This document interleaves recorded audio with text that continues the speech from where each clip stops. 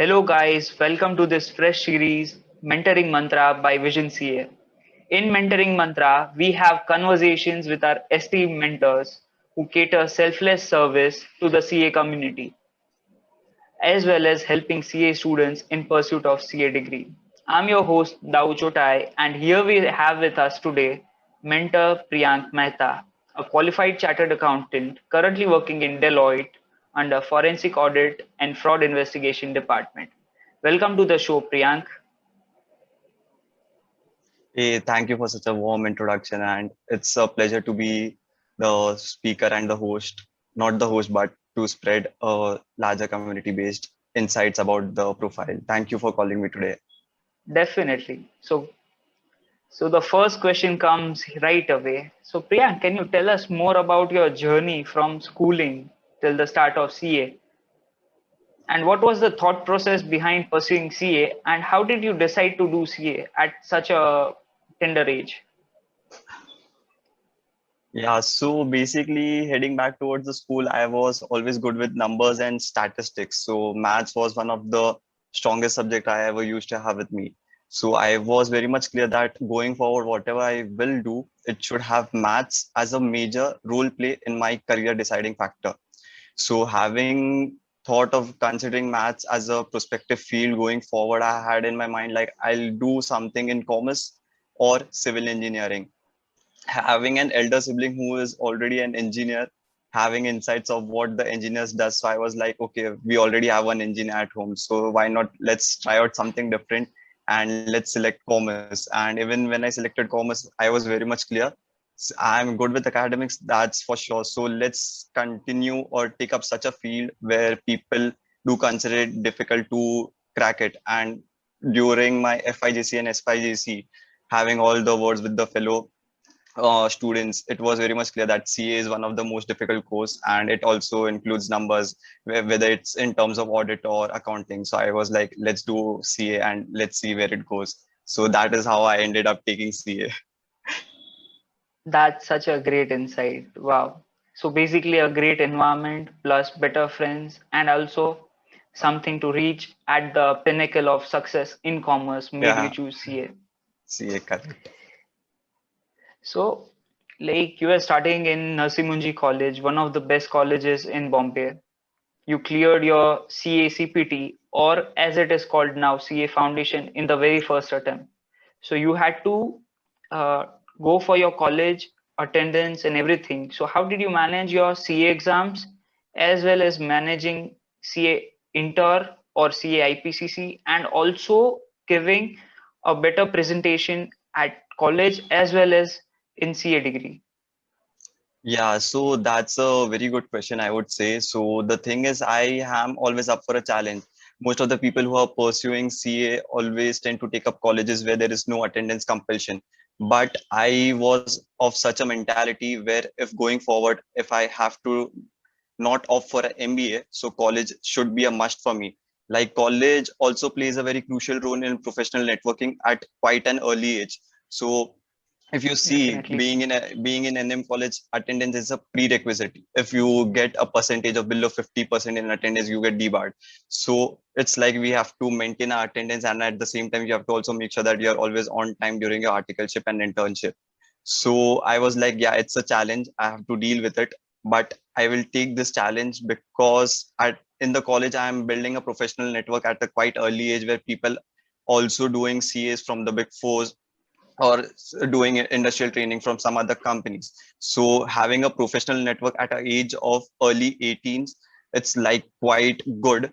So this is where the MBA also plays a crucial role. Like they go, they present, and most of the people end up in different corporates. So I thought that college is like a mini step towards MBA. So for me, it was like, yes, you have to go college, you have to maintain your articleship as well. So what I used to do, I used to always attend first 2 to 3 lectures, and once there is a break, I used to quickly rush to the articleship and office. So that is how I used to manage both these things. So it was a task, but yeah, I did it, and I did make sure that every time my attendance, somehow I did manage to put it up a percentage of above 50, but it never crossed 70. That is also a fact. So but it was a like a memorable journey for me. Well, honestly, college days and some of the best friends we make is during college and schooling. So definitely Correct. a biggest experience of life. And at the same time, despite having such a challenging situation where you were managing college and the articleship on the edge, I do remember that you cleared your CA Inter or CA IPCC in the first attempt. So could you tell me more about how important was for you to select a field which was ever growing, challenging at the same time, where you'll definitely grow into a better person without any repetitive task. So rather than selecting a direct text or a stat audit field, you chose a field which was challenging in itself. So how did you select factors for yourself for selecting such an articleship firm? So yeah, so the factors which are important in my field is like one, the most important thing is that you should have a proper process understanding.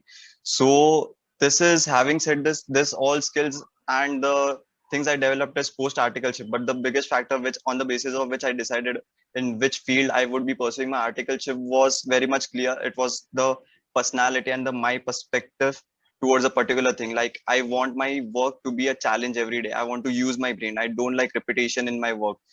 Like start audit and tax, there is, I won't say that it is 100% repetition, but at certain point of time there is obviously a repetition of work. And for me it's like my personal mantra that you will never grow in your comfort zone, and there is no comfort zone in your growth zone. So I always used to keep challenging myself on day to day basis, and to make sure that I evolve every day, I have to select such a stream where I have to challenge myself on a daily basis on the basis of the new assignment, new laws which I come up with during the course of my project. So I did make sure that the possible opportunities for me would be valuations or forensic audit. But having said that, my source interest was not towards the valuations. It was always towards the forensic audit and the fraud investigations.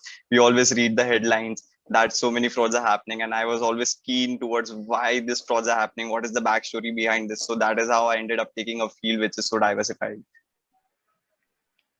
Perfect. Wow, that's such a great answer. So you selected your articleship at one of the top firms in India. At the same time, you're managing third year college, and also at the same time, you started with your CA final studies. Correct. As I've heard, CA Inter or CA IPC study is a sprint because you have to do it in a very limited scope of time, let's say 9 months after the completion or after the Completion. announcement of results. So, Correct. but in CA finals, you get a time period of, let's say, 2.5 years or more than that, 3 years. So, how did you manage it? And at the same time, what was the difference between coaching and self studies for CA finals, according to you? And at the same time, you said that you like challenging work and you were actively involved in your articleship. So basically, 6 days of the week, you're working on your articleship and just a day for your studies. So how did you manage your work and study? Yeah, so that's a very good question, I would say. So the thing is that during the articleship, I used to miss my classes a lot because having said that, like 6 days a week, I used to work, and there were classes initially only on the weekends, but later, once the college was over, it's were like 5 to 6 days a week. So on a regular basis, I used to miss my classes a lot. So I was okay with it because I had this thing in mind, like if I'm missing it, it's not an issue because I'm a person who is more towards self studying and your self own notes. So the basic thing which I made sure that by the time I complete my articleship and before I head on towards my CA final leave, the most important thing for me is to make sure that all my notes are complete. It's not that the day when my CA final leave start and I'm rushing here and there asking for my friends or the fellow professors to provide me with the notes. So what I used to do, if I'm missing my lectures or whatever classes, I used to make sure that I contact the professor or my classmate. At the end of the day, I used to collect the notes and complete my books. Or if completion of books also was a tedious task, and to be honest, it was not possible. What I used to do, I used to take prints in the office itself. So I made sure that I take the prints, I carry my notes. At least not if I'm not able to go through the entire concepts, I at least have a fair bit of idea before I'm heading towards the next lecture. Otherwise, the next lecture itself would be a bingo to me. Like Even if the professor It is would be a saying disaster. it would be a disaster. I won't understand anything. So I just made sure that if I'm having a bird eye view of over the concepts, it's fine. And to make sure that my notes are complete. So classes did play an important role, but I think so self study is something more which I relied on, and that is how I managed to make sure that I'm nothing missing out and I'm totally prepared for myself. So classes is like a boost which gives you or helps you to increase your speed in solving a particular concept or answering a particular question.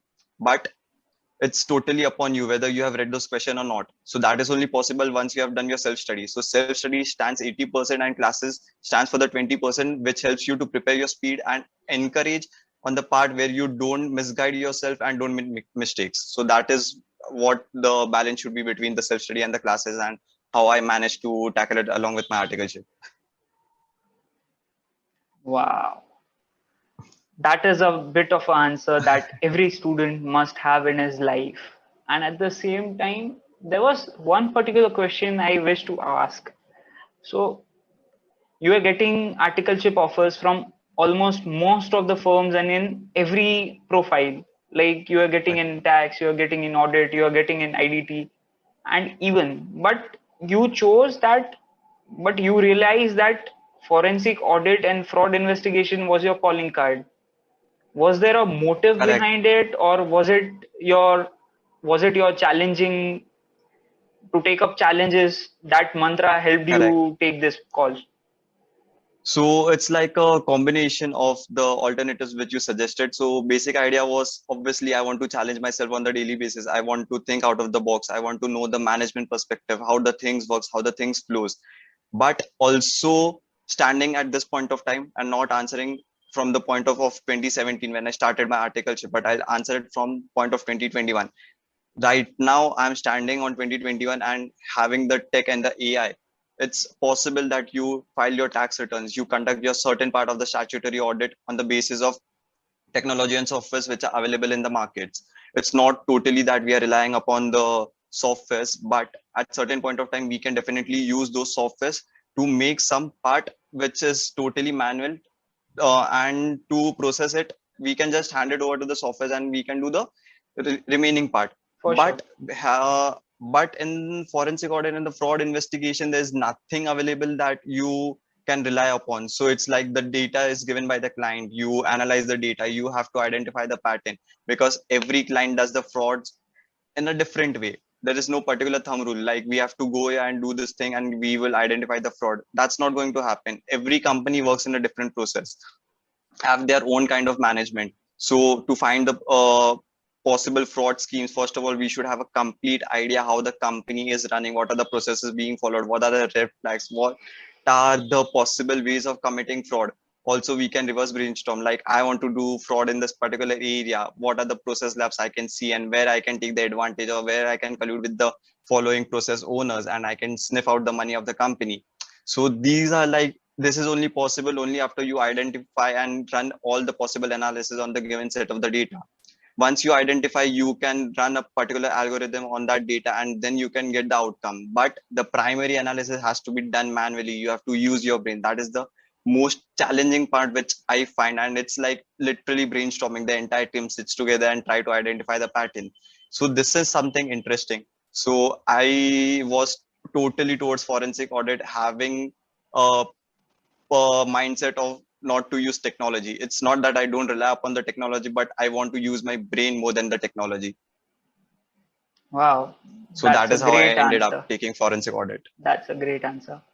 Now, coming back to the topic, you are enjoying your articleship, you're giving your best to the articleship, but at a certain stage of life, we have to face the ultimate CA final. So, what were the preparation Finally. strategies used by you for your CA finals, and how was life once you cleared your CA? Because there's a very different side of it, like pre CA and post CA. So, could you please enlighten us with the same? Because many people would like to know, because you had cleared your CA in your very first attempt. So, this answer might be watched by many viewers of ours. Yeah, so I'll first start with the strategy which has been followed by me. So as I said earlier during this podcast itself, that I made sure that all my notes are complete. And the most important factor is I'm not confused with my notes, but I also know which material for which subject I'm going to refer to. I don't want to end up a single day deciding the material. So I had a 6 months leave. So I sat on day one and it was a total rest day. Before starting with any studies, I was like, take a day off, chill, and at the end of the day, prepare a timetable. Once the timetable is ready, I have to make sure that I adhere to that timetable. So the basic idea was I had a planned for a three revisions for each of the subject, three revisions for each of the subject, writing practice. The writing practice was also based on time-based practice. Like uh, our exams is 3 hours exams, but I did make sure that I have to complete my exams writing practice in 2.5 hours. So the half an hour is buffer because in exam there always some cheeky question which comes up and it takes almost an hour. Takes your time. So I, Yes, yeah, definitely. correct. So I had this thing like every paper which I'm going to solve has to be completed half an hour prior to that. This half an hour is the emergency provision which I'm creating for myself.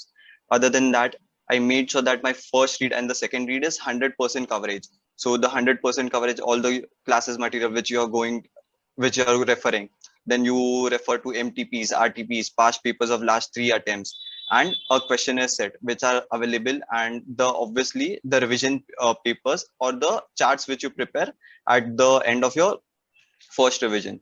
So this is like the entire timetable. I said like my first revision should be completed in 2.5 months, the second would be completed, I allocated 5 days for each of the subject, and the third revision was actually 1.5 days, putting myself into actual exam circumstances. So this is how I planned. But my exams were delayed, it got postponed, so eventually it took Yeah, almost a year to conduct the exams. So like going through the same set of materials, it's definitely not an add-on to you.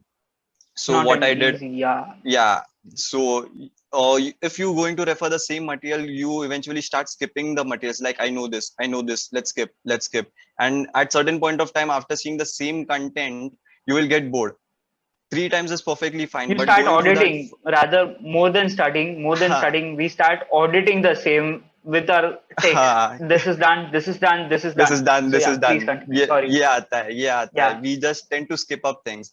And at certain point of time, if the three reads are done, then you get bored with the same content. So I made sure the first exam postponed notification comes at the end of March. So at that point of time, I was during my second read. So what I made sure that my I'm not going to do my third read as of now. Let's hop on to some new material. So I started pulling up some authors and start to solving questions. So this is how I spent my rest 2 to 3 months going on the new contents, because I wanted my third read to be exclusive of the materials which I've referred on my first and the second read. So basic 3 4 months which I have referred to other authors were totally something new for me, and it was definitely an add-on. So this is how I planned everything and prepared a timetable and made sure that timetable is being followed.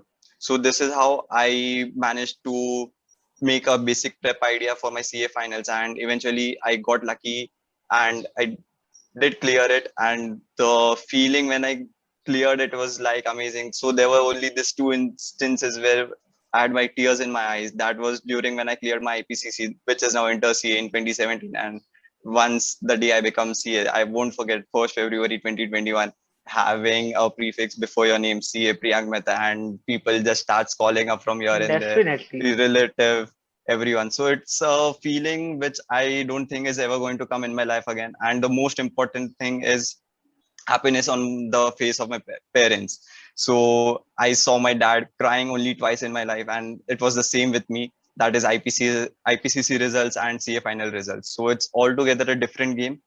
So this is like personal experience, and it's obviously important if you clear in your first attempt. It's, to be honest, at certain point of time at any later stage of your life, no one asks how many attempts you take. It's like you are a CA or you are not a CA, that's perfectly fine, but the important thing that you manage to clear it in the first attempt is like many of the companies you can approach and company approaches you like this is a first attempt clear candidate, so that is the weightage that a first attempt holder has. So I would definitely suggest that people should obviously put all the efforts and make sure that this is the do or die game and do it. Definitely. Such a wonderful answer. And at the same time, I was just thinking that, wow, such a great planning and how much of a execution went into it. And at the same time, because of that execution, we are talking to you after you cleared your CA and are heading such a great team. Wow. Coming to the next Thank question, you. you have joined Deloitte and in the same field and in the same uh, set of qualifications, what we are doing in articleship.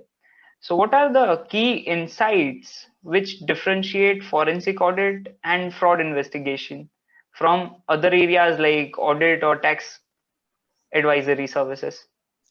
Yeah, so as I said earlier, the basic thing is usage of the softwares and the reliance upon the AIs. So it's a challenging job. Every client is a new client, and I have to go through the management process, management understanding what the promoter idea is, how the frauds are being committed. So it's also like who are from whom are we being appointed, as we are a third party and we are conducting a third party audit. So the audit which we are conducting is definitely not a client. So the client is someone else. So we are doing the fraud investigation. There's a lot of confidentiality. We do have it. So it's like it's a new assignment, it's a new fraud game, it's a new fraud scheme. Money is flowing in and out of the countries, new criminal laws, new code procedures coming across a set of the lawyers and dealing with the lawyers. So it's like altogether a different game where we are able to identify how the fraud scheme is being conducted, who all persons are involved, and what are the management processes, what are the control labs, what are the red flags. So it's like you are having an end-to-end analysis of the company. It's not like just you go and audit that particular company. You have to have a proper understanding of the company from the management perspective, from the process level to the execution level. So it's like you have to do everything 100%. It can't be on sample basis. Again, the we have to analyze the data on the 100% basis.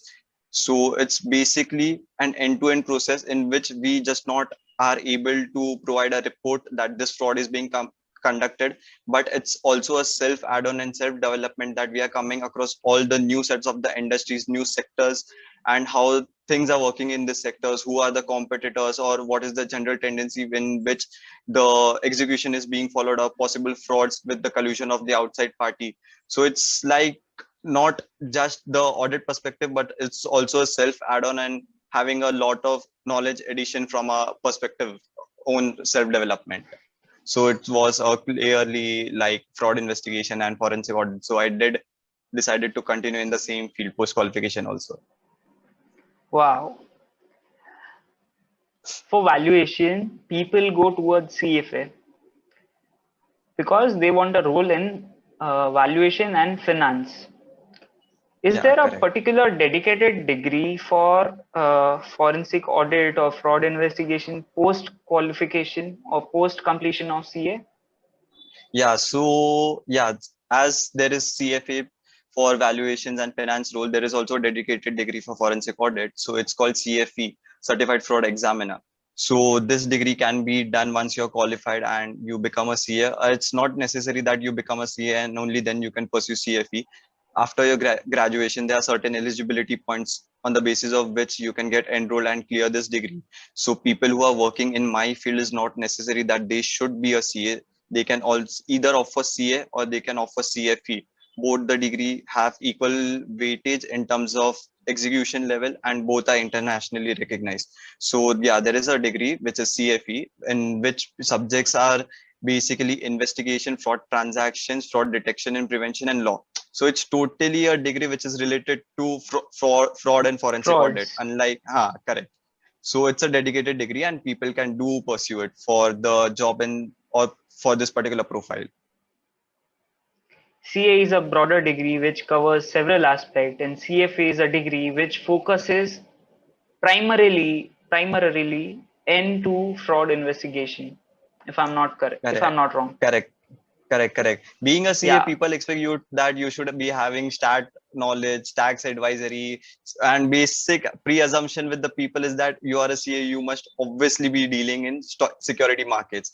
So this is how like CA degree is being perceived in India, and obviously yes, we do have knowledge in all those sectors. It's a broad based sector based, and we can it gives us option to pursue a particular discipline post qualification. But CFE is totally for the people who want to have a profile in forensic audit and fraud investigations. So yeah, CA is a broader term. definitely. Definitely. Now the same question comes to another set of words: forensic audit and fraud investigation. People might have a thought: are they both the same or is it different? If they both are same, then there's no question of putting both of them together. But I am sure that you might have some clarity on its differentiation. So could you please speak something on the Uh, same?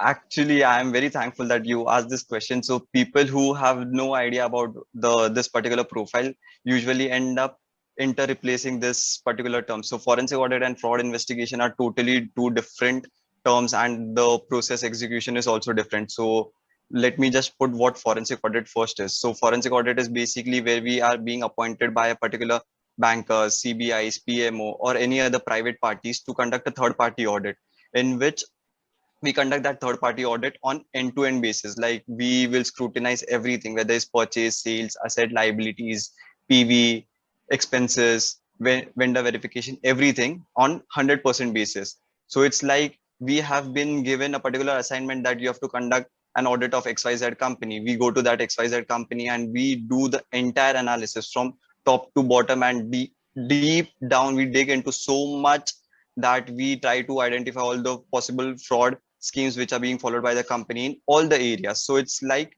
covering an end-to-end 100% basis all the areas. But now coming to uh, fraud investigation are cases where the whistleblower cases, mainly the assignment which are related into fraud investigation are whistleblower. So fraud investigation is a mini set of forensic audit where we are appointed to conduct audit in a particular discipline or particular area. It narrows down the broader aspect into a narrow area. For example, the company here, in case the company or a third party either can appoint to conduct an forensic audit and find out the fraud scheme in a possible area, let's say payroll, PF, or the purchase, only one particular area. And it narrows down so much that it's not just to identify the fraud pattern which is being followed by the company, but also to pinpoint which all persons are involved in this particular fraud schemes. Then we conduct interrogations, interviews of these all the possible custodians and the persons who are involved in this particular fraud scheme. We take their confession, then we start the legal procedures against these particular people. Then we went to court, then raise the FIR, proper legal procedures are being taken. So it narrows down to so much that in the end, we are responsible not just to audit that particular area, but to identify each of the custodians who have been involved and take the confession and substantiate it with proper evidences. So having said this and put it in a bird eye view, forensic audit is like a holistic view where we cover entire area, everything, and do not leave a single segment. And fraud investigations comes up with a particular discipline or particular area where it gets narrowed down, and we are responsible to find out the persons who are actually involved in this. We clone their devices also and take the confessions and start the legal proceedings. So it's like a broader perspective and the narrow perspective. That is the basic idea between both these disciplines. Wow, that was an insightful answer. Next question which comes up into my mind is: I open the newspapers, be it Indian Express, be it Economic Times, be it Times of India. Financial scams, financial scams, financial scams. Never heard of any other scams at the moment. Mostly they are financial scams. So as you are into the same field, so are these the only frauds which happen or it gets overshadowed? So could you please answer this question? So this is like an insider thing which you have asked. So the basic thing that most of the frauds do not make to the headlines of the most of the newspapers is basically the government does not want to make it to the newspaper and eventually affect the economy. So it's like the betterment for the government itself. these are not the only areas of the financial scams which are being conducted in the company. There are other fraud areas or fraud sectors in which frauds are being committed. Like there are manufacturers, retailers, distributors, agriculture, healthcare equipments, power generating unit, contractors, pharma, everything. So in each of these sectors, frauds are being committed. And from all the sectors which I have named, I've done 90% of this sector's assignment. So it's not like that the financial scams are the only scams and frauds which are being conducted in the company. It's just that when it's hit a particular limit, or it's for the betterment of the larger public to know about it, it hits the headlines of the newspaper. Like you can't expect the government to come up or headline the newspaper that a particular fraud is being conducted in agriculture sector. So that can be a disaster for our economy. So the headlines which we read that these frauds are being committed, it's always regulated, and it's always look after whether which frauds will make up to the headlines of the newspaper or not. So it's like a total inside call, and majority of the companies in which the frauds are being committed obviously don't want that the fraud scheme should be read out loud, because eventually most of the companies are affecting the listed companies. promoters. Yeah, Yeah, and most of the companies are they listed shouldn't companies. affect They don't the, want to hamper yeah, their share prices. So that they is don't like want to they make sure hamper that the share prices or the retail investors at the same time. And at the same time, I guess correct. this public agencies like SEBI and other agencies also make sure that this investigation happen in a completely out of limelight zone. After So yeah, correct. So it's like a totally confidential sector, and the assignment which we are do is totally confidential. So it's made sure that majority of the news do not reach out of the public, and it always remained in the closed circle. So this is like an insider job, and they do make sure that the news fraud scheme should not reach out to any of the outsider party. So obviously, so it's not definitely. that these are the only sectors in which frauds or scams are being committed. There are other sectors, but they don't reach out or make it to the headlines for the sake of the economy and for the sake of the company. Wow, that seems like we have taken the discussion from the podcast to the world and to the scams and back to us. So, Back to coming us, back correct. to this particular point, you have had 3 years of articleship experience in the same field, and currently, post qualification, you are working in the same field. So, there must be a biggest experience grab, like you must be having a enormous amount of experience right now. So could you share some of the best highlights of your work experience or something which you have learned across the journey? Yeah, so the experience I consider is like best for me, but for some people who might view this like this would be some horrifying. So like for one of the assignment where I had to step out of the city, and it's what is basically an outstation assignment where we visited the client place to conduct the audit and to have a process understanding and to review their documents.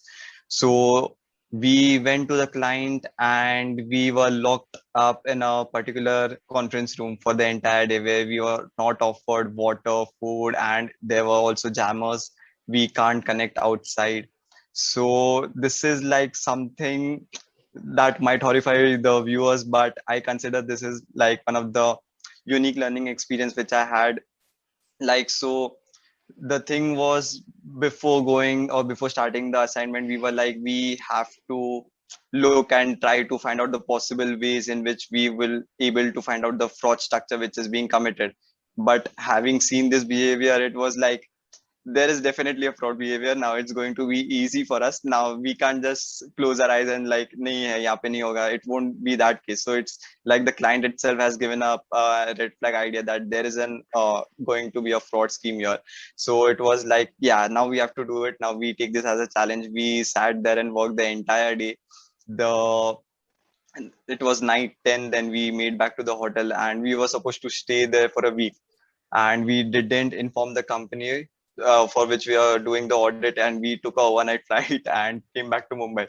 So it was like dangerous before going next day to the same place. It would be dangerous for us. Then this happened. We came to Mumbai and we started working on that thing and that assignment. And we find out many fraud schemes which are being committed in that company. And the quantum was like massive. Like like it has been like 2 to 3 assignments can be combined. That was the quantum of amount of fraud which they have been committing. Uh, this was like Basically a single yeah, carry on. basically a single red flag open up the whole can of worms. Correct. It was not even, I would say, a red flag because it was like a behavior. They made it obvious that there is a fraud now. They gave us a hint that there is a fraud now. Our job is to just to identify. Otherwise, we consider both the possibilities, whether there is a fraud or no fraud. There can be some process lapses, but having seen this behavior, it was like there is a fraud now. We have to identify it. So this is like one of the unique experience, and this is not the only one. And to the viewers, this is not always the case. It's not always the horrifying. It's always good as well. So another experience would be not experience, but my favorite sectors are EPC sectors and power generating unit, because the frauds which are being committed in, like, there are two to three specific segments in which Areas, the yeah. EPC contractors and this power generating unit always commits fraud. So these are like gray areas where one should always look into. Look And the into. best thing is Yeah. with these and the best thing with these assignments are, you just not doing the fraud investigation for these particular sectors, but you visit their plants, you understand, you visit different cities. Then you also have a tend to visit their competitors, have an understanding what the processes are, who all are vendors, which are the players. You interact with people. So again, it's a holistic development of yourself.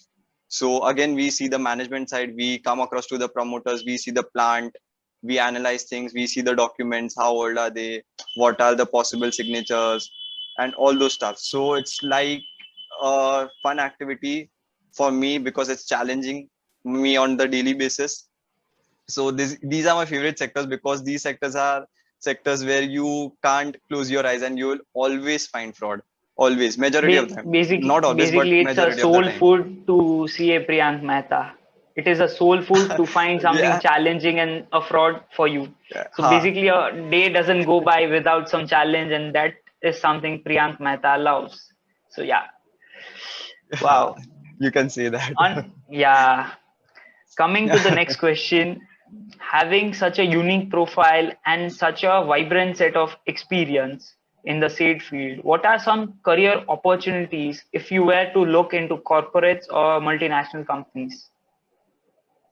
Yeah, so this question is a very good question. I'm glad that you asked because many people who are not aware or who have a rough idea about our profile ends up thinking that fraud investigation and forensic auditor always ends up in consultancy, that you will end up your career or you will retire from a consultancy department itself.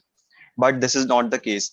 So many companies, corporates, and MNCs are recruiting people who are from fraud investigation background for basically three roles. So one of the possible areas in corporates would be banks. So majority of the private and the public banks are offering are recruiting people from our profile and vigilance department, where they in-house build their vigilance department of fraud investigations, and they make sure that before processing any loan or giving it to any of the corporates, they ensure all the processes are labs. What basically they do is what we are doing as a forensic audit. We step in when the frauds are being committed. So the banks appoint us to conduct a pre-forensic and to make sure that there won't be a possible case of the fraud. So one of the possibility job opportunities Definitely. would be in bank as a in a vigilance department or risk analyst. This is one of the profile. And the new career opportunity which also interests me a lot is basically many of the MNCs, name it Apple, Microsoft, Google, Amazon, just name the Fortune 500 or top 100 companies in India. They have started a department in which they recruit people as a risk compliance officer. So the job profile or the job description basically is the same thing, where they are responsible to identify the red flags and red flags that is within the company. As I said in our previous discussion also, that many of the companies don't want that a third party should investigate into their financials or come step in the Definitely. company and know the insiders. And if they find a fraud, that also hits them very bad and it's being reflected in the share prices. So instead, when the frauds are being committed and once we are appointed, they are coming up with a new discipline where they are building up in-house team as a compliance team, and they appoint the people in from our profile as a compliance officer, risk compliance officer, where we are responsible to identify all the red flags. So these are the career opportunities which are out so possible in corporates and MNCs other than in consultancy. Wow. Unfortunately, that brings us to the last question of this podcast. And what I can say is this was such a wonderful discussion. But before we end the same, the students might be waiting for some golden words from your side. So could you please advise the students on how to take on life and take on the journey of CA in your few words? So yeah, so basically the most important thing is like you have to crack your CA finals no matter how many attempts you take. Life after CA is like totally an exploring option to yourself where you are available with so many diversified options. So the most important thing would be clearing your CA final exams. And there would be two particular tips which I would like to share with the mentees is with regards to that each and every paper should be self-written and practiced at least twice. They have to write each and every paper twice, and that to note the time. You have to always keep that buffer time because in exams you have to fill in your details, roll numbers, then the vigilator comes and sticks the barcode. You eventually end up wasting your 15 minutes. Keep a provision and try to finish your paper in 2.5 hours when you're writing it at home. Point one. Point two, it's not just that you're solving the papers and checking it on that very basis and just scrap it. मतलब वापस नहीं देखूंगा. That's not the case. Make sure that once you are heading for any of the exam, open the book, see the papers which you have written and see what the mistakes you have committed. So this is like the same mistakes and the same particular format in which that particular mistake is committed is not being repeated in the exam. Mostly people just solve it, they note their mistake at that point of time and they neglect it. But do look at And they your forget it. Yeah. yeah, exactly, do look at your mistakes which you are doing it on the exam day also. So keep a separate book for solving the papers and look at 1 hour prior to your exams for every exam.